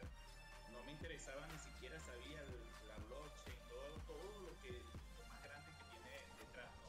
Uh-huh. Estamos hablando hasta el punto de que puede ser una columna vertebral para el nuevo orden mundial o como la quieran llamar, pero es parte de, ¿no? Y para ese entonces yo lo que veía era como un ingreso extra. Y como alguien con finanzas personales y algo organizado, dije, bueno, voy a estar invirtiendo bolívares, no sé, cobré y invierto el 10%, el 5%, que no era nada. Y empecé a meterle platita al local Bitcoin, que en ese entonces no era tan grande, pero era una manera de comprar por ahí, bueno, después se hizo más grande. Bitcoin como moneda local, en mi caso en bolívares, ¿no? En ese entonces. Y nada, empecé a verlo a medida que iba haciendo cosas sencillas, que lo iba entendiendo. Y ahí fue que pude hacer el siguiente paso, que era investigar más la parte de cómo se crea una bloque, la parte técnica. Pero si no hubiese aprendido primero lo básico para lo que fue creado, que es un protocolo de intercambio persona a persona, quizá me hubiese bloqueado y me dicen, no, tú sabes que el Bitcoin es un protocolo, es no sé, es un algoritmo y esto y lo otro, y te enreda y dices, no, mejor no sigo investigando. Entonces, desde ese entonces yo me di cuenta que a medida que yo hacía las cosas, me atrevía a seguir aprendiendo más sobre el tema. Lo vi como una manera de escaparme a la inflación de mi país en ese entonces, porque lo cambiaba y quedaba protegido, pues me salía de la inflación. Claro, tú lo empezaste a utilizar como moneda, no como moneda, perdón, como activo de resguardo, como si hubiese comprado, no sé, una barrita de oro en ese entonces. Ya, perfecto, entiendo. Oye, ¿cómo comprabas y a quién? Había una plataforma que ya no existe, se llama Surbitcoin en Venezuela. El SurBTC, pero si eso era... Claro, si conozco al Agustín, pues el que está justamente detrás del proyecto, que nice. ¿Ya? Una que se llama Surbitcoin, eran dos. Es otra entonces, yo estaba equivocado, ya, perfecto. De hecho, se conoce también en Venezuela hasta que pues, cambió todo su esquema y es otra cosa ahora. Y luego Local Bitcoin, entonces esas eran las plataformas lo más parecido a un persona a persona. ¿Qué es Local Bitcoin, por favor? No hemos hablado de Local Bitcoin. Ok, Local Bitcoin claro. es la plataforma que con el tiempo se ha hecho referente mundial para hacer algo para lo que fue creado el Bitcoin, que es intercambiar Bitcoin de persona a persona sin un intermediario. Todavía estamos como a pasos o todavía falta mucho para llegar a ese punto de lo que dice el white paper de Bitcoin. ¿Qué quiere decir? Que nosotros tres estamos hablando y de repente, oye, y yo puedo transar contigo, José, mira José, oye, necesito medio Bitcoin, ¿qué necesito? yo te lo vendo y ya con toda confianza nos intercambiamos nuestras direcciones igual. Ese es el deber ser, para eso se hizo el Bitcoin, el protocolo de Bitcoin. Como no hay una confianza, todavía no hay una adopción, a pesar que hay mucha gente, todavía falta.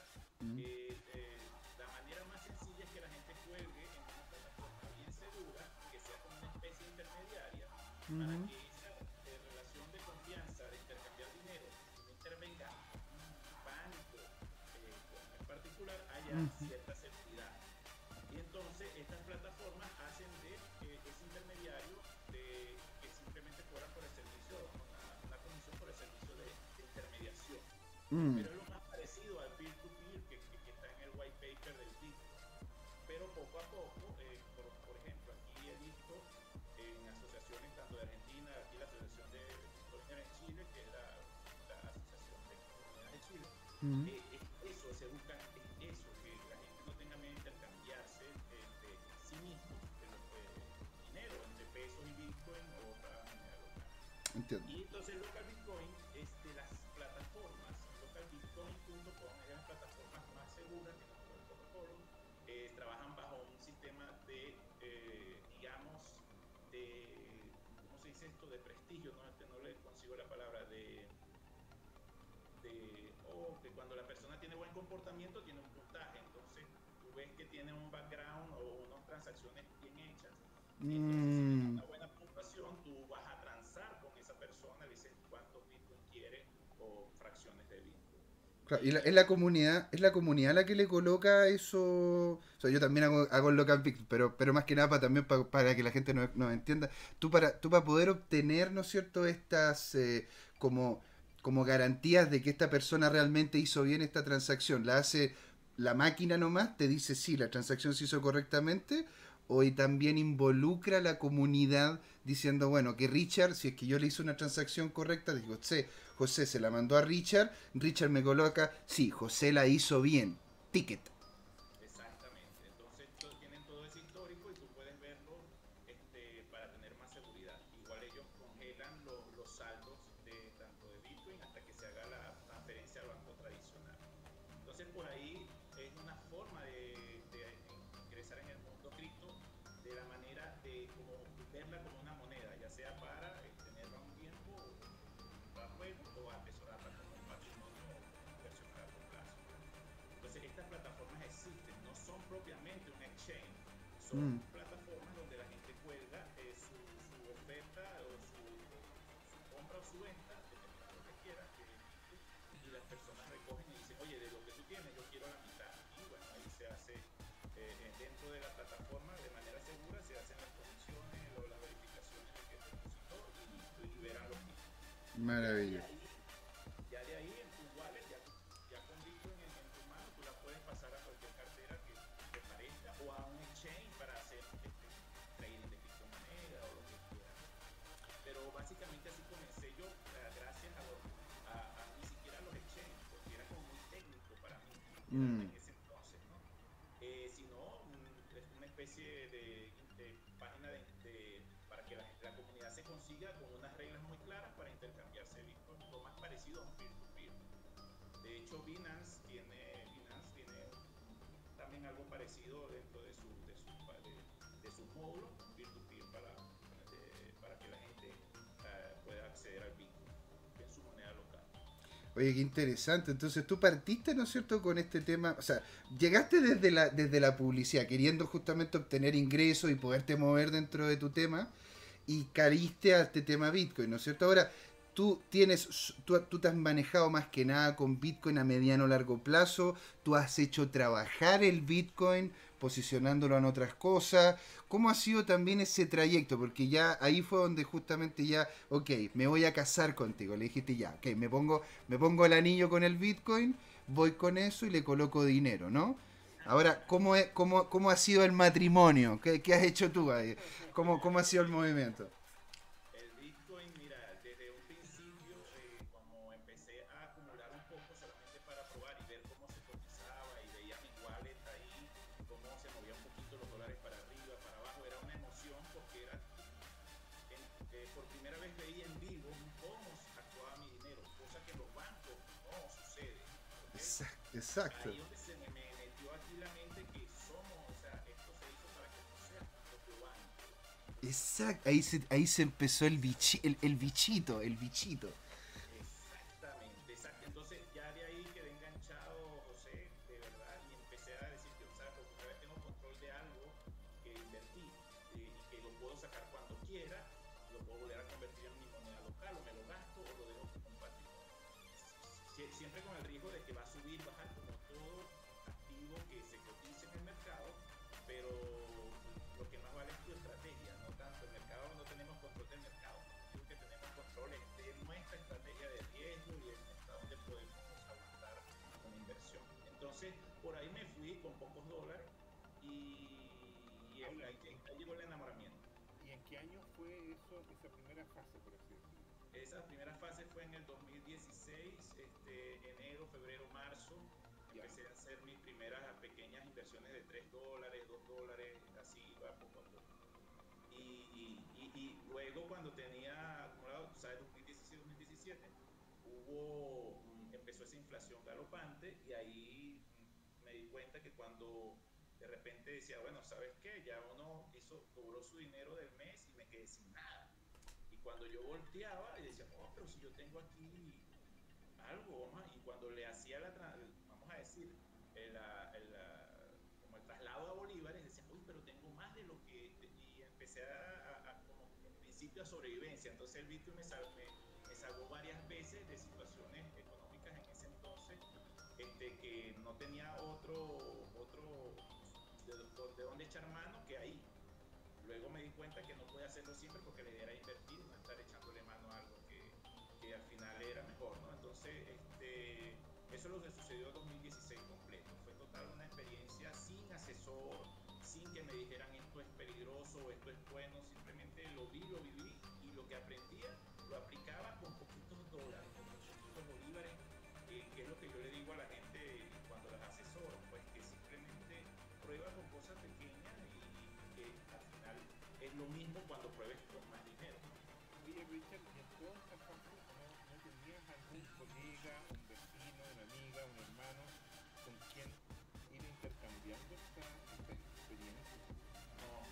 No, yo más bien era que le comentaba a mis amigos, oye, conseguí esto. Entonces, dos, tres amigos, entonces sí, como que pescaron lo mismo que yo y yo fui como su asesor, aún sin saber nada. Pero lo poco que aprendí, yo dije, oye, aplica esto que a mí me sirvió. Y así comencé esa experiencia también de aportar a la adopción de esta nueva economía. Pues sin querer estaba siendo un aportador a que el fin de todo esto es la adopción total. Claro, mira, estabas haciendo camino al andar. Es la adopción, tal cual como la Asociación Chilena de Criptomonedas, que está liderada por nuestro gran amigo Miguel Cagles, y es así, es que la adopción, la gente sepa, aprenda, y ya cada quien en su nivel se va a una parte más técnica, una parte más financiera, a la parte de ingeniería, pero es todo un mundo que es muy grande y muy bonito. Entonces, ahí comencé todo, pero como tú sabes, Jorge, cuando uno empieza a hacer algo, uno se convierte en imán. Y ahí es que comencé a conocer personas que sí eran de la comunidad de cripto en Venezuela. En la misma página de intercambio de Local Bitcoin, pues también me quedaba los WhatsApp de las personas y empezaba a interactuar con ellos, pero ya no tanto para transar con ellos, sino para saber cómo lo hacían en su experiencia. ¿Y en qué año decides venirte a Chile? Mira, ya cuando yo conocí el Bitcoin en enero y en marzo de ese año decidí emigrar, en 2016, la decisión. Wow. Luego vino, de ahí en adelante, entre aprendiendo que era el Bitcoin, también tenía que paralelamente irme preparando porque me venía con mi familia y tres hijos. Y entonces todo ese 2016 fue de preparación, haciendo trámites, viendo cómo era Chile, tenía opciones, que si era Argentina, Uruguay o Chile, y al final elegimos Chile. Conocimos nosotros de Venezuela, yo veía el Google Maps de Santiago y veía las cosas, o sea, yo soy muy de esos locos que se organizan Bueno, eres ingeniero y logística, pues, o sea, tenés que llegar y tener la claridad completa de a dónde va a llegar el paquete, si no, no. O sea, ¿dónde va a llegar mi paquete llamado familia conmigo adentro? Aquí a Chile. Tú has dado en el clavo, tal cual. Mira, tú lo has dicho hoy, pero ahora poniéndolo en esa parte, sin querer, lo que apliqué fue mi mente logística de que, bueno, este es el paquete más valioso que tengo en mi vida. Ajá. Yo lo voy a trasladar de manera segura y con qué garantías llego para que mientras voy adaptándome al país y aporto con lo que yo traiga, también siga aportando con lo que genere desde aquí. Entonces, eso fue lo que hice en ese año y emigré en marzo de 2017, un año después llegué acá a Chile. ¿Okay? Tengo una anécdota que en el ¿Ya? 2017 ya tenía todo listo, tenía muchos bolívares acumulados, tenía Bitcoin ya por naturaleza, pero tenía un problema que para comprar los pasajes tenía que comprarlo en dólares y en ese entonces Venezuela pues los dólares estaban limitados a ciertas personas nada más y Sí. tenías que tener una tarjeta internacional, un banco internacional y me vi con muchos bolívares que estaban con una inflación Galopante, claro. y yo qué hago y le pedí a mis amigos y nadie me quería, o sea, nadie te iba a prestar una tarjeta de crédito para que compraras los pasajes y tú veas cómo le pagabas o le pagabas Claro. en bolívares. Entonces la única forma de pagar en bolívares, entonces imagínate, no es muy buen negocio que tú prestes tu tarjeta de dólares para recibir bolívares, entonces fue bastante difícil y yo dije, Dios mío, ya tengo todo y ahora no puedo comprar los pasajes.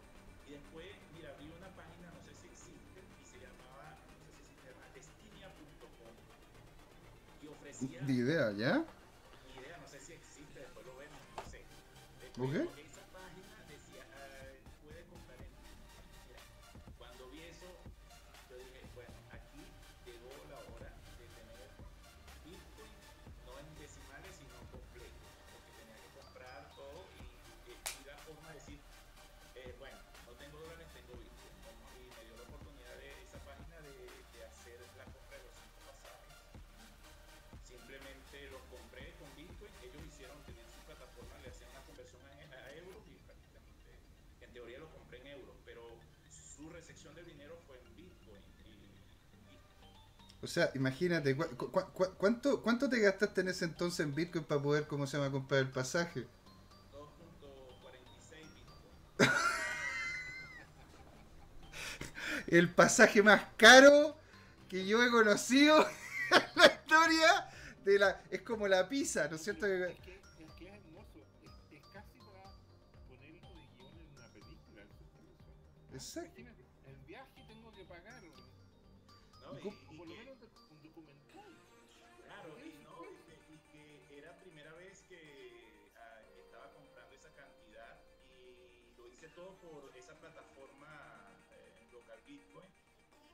Fui comprando de a por partes porque no conseguía gente que me ofreciera en las colgadas que ofreciera un Bitcoin completo en Claro. ese entonces. Tuviste que ir a comprarlo como por parte, ¿no? Así medio Bitcoin, un tres cuartos Bitcoin. Ya. Exactamente. Entonces luego lo pasé. Entonces tuve otra traba que para llegar se sale en la página Airbnb. No sé si Algo la conozco, algo la conozco, sí. ya ahí mejor ni te ríes. No sé, bueno, yo tenía una logística que vi un hotel, cobraba tal cantidad de dinero, pero cuando yo comparaba con una casa en esa plataforma, un departamento por 5 días para llegar acá, era la mitad prácticamente. Entonces yo dije, nada, aquí está, voy a eso. Cuando hago todo y voy a ya contacto a la persona, porque era la primera vez que ahora me tienen que pagar, son, no recuerdo, $200, algo así. Por esos 5 días. Y yo dije, qué bueno, pero tiene que ser en dólares. Y yo, pero no hay otra forma, yo puedo, no. Y yo dije, en Bitcoin, no, nada. En ese entonces Oye, ¿puedo pagarle en Bitcoin? ¿Qué esa weá se come? ¿Cómo, qué? Oye, ¿Ya? esta es otra historia buena, es como la historia de la pizza. ese gallo ahora, si sabe lo que es Bitcoin, va a querer cortarse las venas. Debe estar así con un cuchillo, así como, pero oye, o sea, pero ¿por qué no me pagaste? Dame un Bitcoin nomás. Con un Bitcoin ya estoy.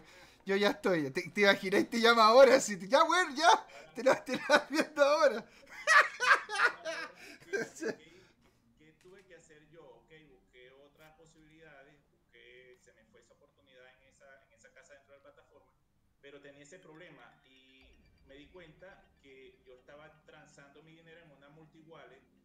Yo estoy dando nombres aquí comerciales, no sé si ustedes van a cobrar por eso.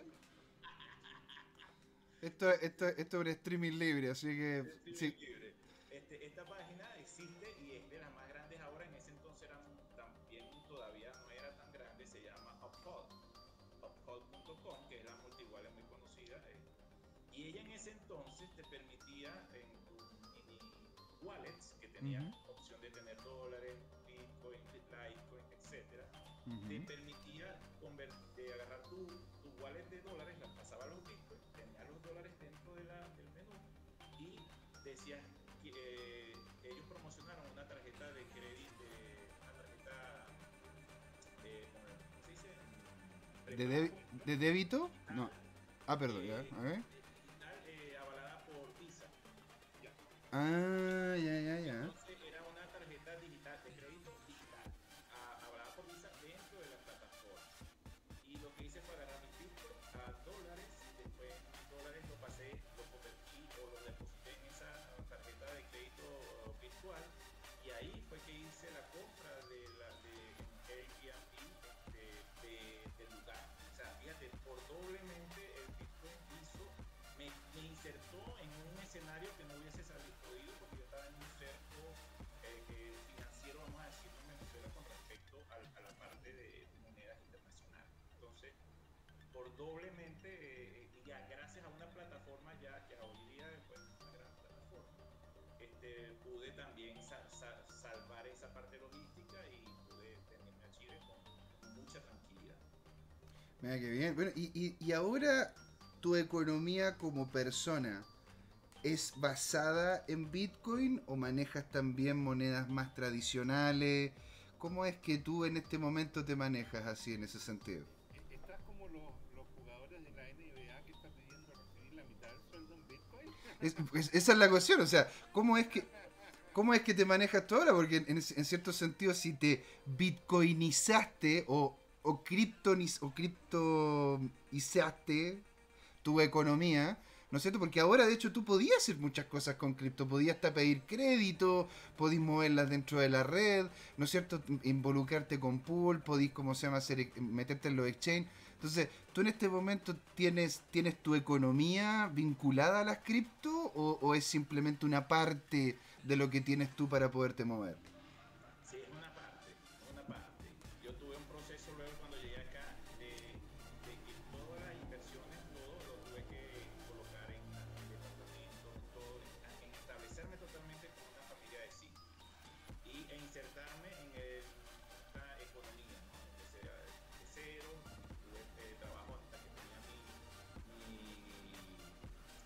visa, y ahí sí pude insertarme con un empleo, vamos a decir, para un sueldo base y poder seguir haciendo las cosas que quiero aparte. Entonces mi economía siempre se ha basado, en ese momento tuve que bajar un poco la guardia y luego retomarla cuando me estabilicé. Y entonces ha sido de ambas, o sea, mundo fiat y mundo cripto. En el 2020, a mediados de 2020, es que he estado más fuerte con las inversiones, o sea, invirtiendo y solicitar a la gente invertir. Realmente luego pasé como, vamos a decir, un año y medio luego que vine, más concentrado en temas de establecer. Y de hecho yo comencé en la asociación cuando se relanzó en el 2017 y bueno, ahí creo que Jorge estuvo en esa inauguración. Fue un día hermoso de verdad porque fue el comienzo de lo que hoy día es la Asociación Chilena de Criptomonedas, ¿no? Y yo orgulloso de haber participado como director en ese entonces. En ese entonces era director de educación por un corto tiempo y luego tuve que distanciarme un tiempo, pero ya por temas ya personales de establecerme aquí en Chile. Y mi economía se ha basado en eso siempre, en pescar, ¿no? Y eso mucho de lo que he hecho. Y una, y mira, te quería preguntar, porque si es que tú estuviste bitcoinizándote, ¿no es cierto?, ya desde mucho antes, ¿cómo fue para ti, ¿no es cierto?, el vivir esta primera gran ola de llegar a los 20.000 y después volver a bajar? ¿Cómo fue esa primera ola como esa primera pequeño bump, ¿no es cierto?, en el cual me imagino... El boom de finales del 2017 fue ese. Claro. Ese ¿Cómo? fue muy bueno. Sí, sí, a mí me agarró, te digo, a mí lamentablemente me agarró con la guardia abajo, ¿Ya? para luego retomarlo del Bitcoin en ese entonces. Entonces, yo dije, no, eso no va a volver más nunca, decía yo.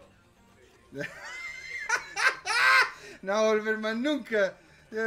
No, pero entendible. Entonces, pero no, realmente cuando ahí empecé a tomar en serio la parte, ya me metí con la parte de ver los precios del Bitcoin, de conocerlo más y vi que la tendencia, ya tengo un conocimiento de hacia dónde iba, y a pesar de que no estaba alto en ese momento, debía tener ese bajón, yo estaba muy claro que el protocolo que está hecho para eso, para que vaya subiendo con sus altos y bajos, pero si echas la mirada hacia atrás, el Bitcoin tiene una ascendente fuerte, y eso nunca ha sido diferente. Y esos pics son prácticamente emocionales, ¿no? Somos personas y hay mucha gente que no. Entonces, ahí en esa ola, si yo la estoy tomado desde el 2018, eso no es más que todo ya en el 2020. Mira qué bien, ¿eh? Jorge. ¿Y otras criptos has empezado a estudiar de cuándo? Mira, hay Ethereum, también Dash. Dash, muy buena Dash. Amamos mucho a Dash en Venezuela porque Ojo, cuidado que estáis con un Bitcoin maximalista aquí, ¿eh? Así que cualquier cosa. yo te digo algo, No se preocupen. sí, no, al final todos gravitamos en Bitcoin. Yo siempre lo he tenido, pero el Bitcoin es el que tiene en el portafolio mayor peso. Mm. Escucha, José Miguel, escucha. Yo la verdad que tiendo a tener de todo un poquito. Ahora, claro, tengo más de algunas cosas que otras, pero tiendo a tener de todo un poquito. Porque han habido algunas monedas que han sido muy, muy interesantes. ¿No sé? Dentro del top 10, perdón, dentro del top 5 de las monedas que tienes tú en tu portafolio, ¿cuáles podrían llegar y ser las que más presencia tienen? ¿No? Dogecoin, la Dash. Yo me voy entonces, señores. Porque de hecho, antes de partir este programa, para que sepan también todo lo que no están viendo, yo estaba diciendo que, porque hice una investigación de Dogecoin. Entonces,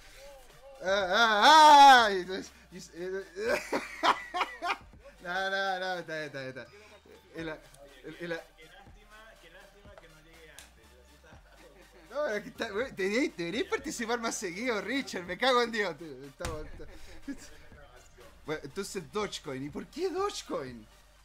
No, mira, lo que pasa es que al final cada moneda, cada cripto tiene su, vamos a decir, su proyecto detrás, ¿no? Mucha gente, yo por lo menos te digo, no investigué mucho Dogecoin en su momento, simplemente que uno lo ve barato y lo compra y ya, ¿no? Eso es lo básico. Así partimos todo.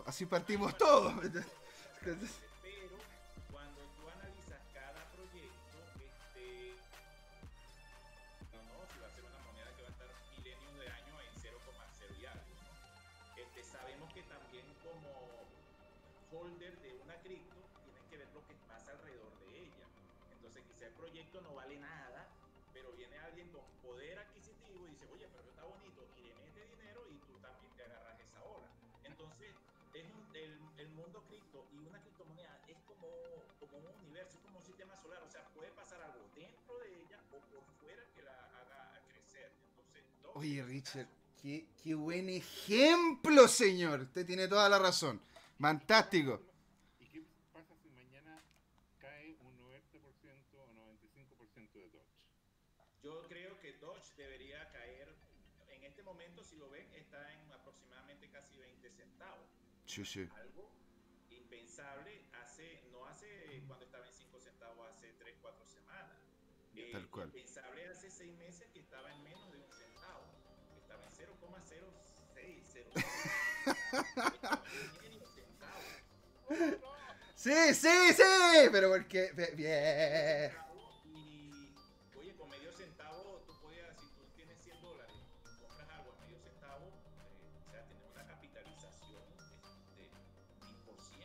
sea del 700%, sino vamos por ahí.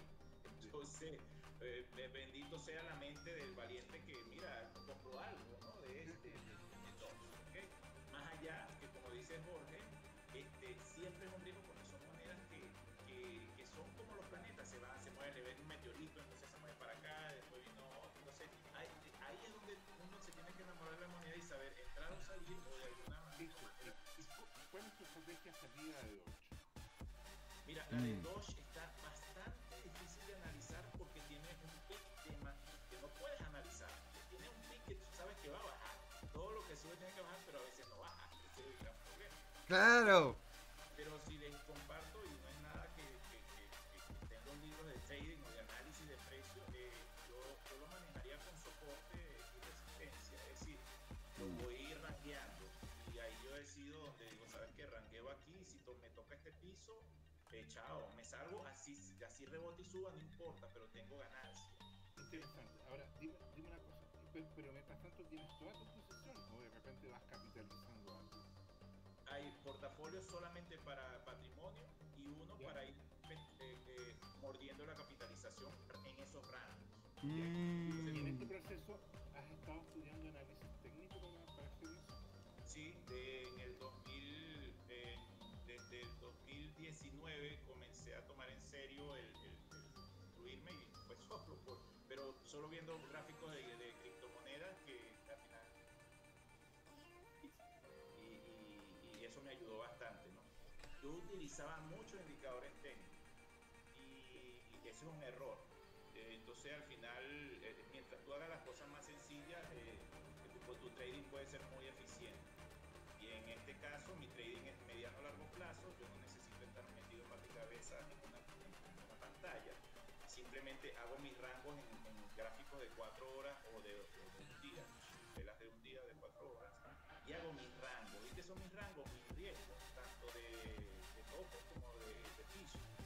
Y yo me voy a sentir bien igual si yo me salgo en el piso porque ahí llegó y después subió, no importa, yo gané ya, o al revés. De repente, llegó al techo, llegó a mi rango, agarré mi ganancia que estaba programada, mentalmente ya soy un ganador, y si siguió subiendo, no importa, porque yo tengo otro rango arriba de donde es. Exacto. Yo digo el ejemplo, para que tú te quites la psicología del trading es muy sencilla, y yo le explico de esta manera. Si tú compras un par de zapatos, te gustaron, perfecto, y los compraste, no sé, a 45,000 pesos. Tú tienes que estar satisfecho y no volver a ver ninguna tienda de zapatos.